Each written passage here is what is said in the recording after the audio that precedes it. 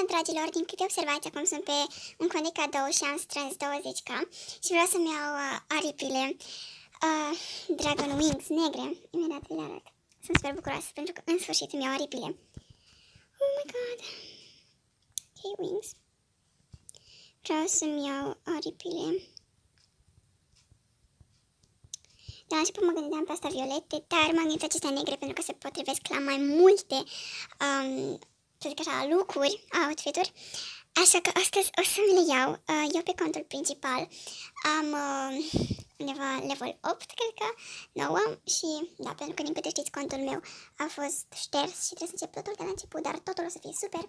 Sunt super mega bucuroasă că o să mi le iau. Ok. Și acum o să le dau. Deci, 1, 2, 3. Oh my god, l-am luat! Nu pot să cred! Deci sunt super mega bucuroasă, ca să mă înțelegeți. Mi le doream de foarte mult timp și cred că următoarele aripi vor fi... care? Astea.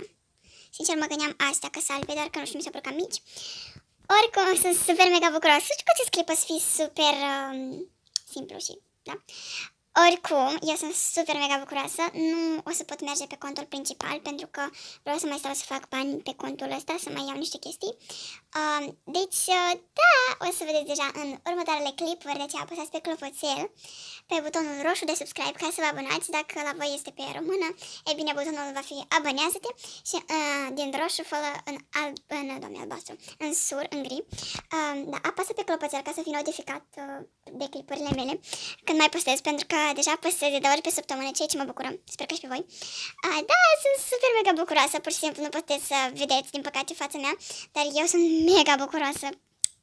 Da, după acest clip o să sar de bucurie, pentru că sunt primele mele aripi, de-abia aștept să le probez când o să merg pe contul meu principal, deci da!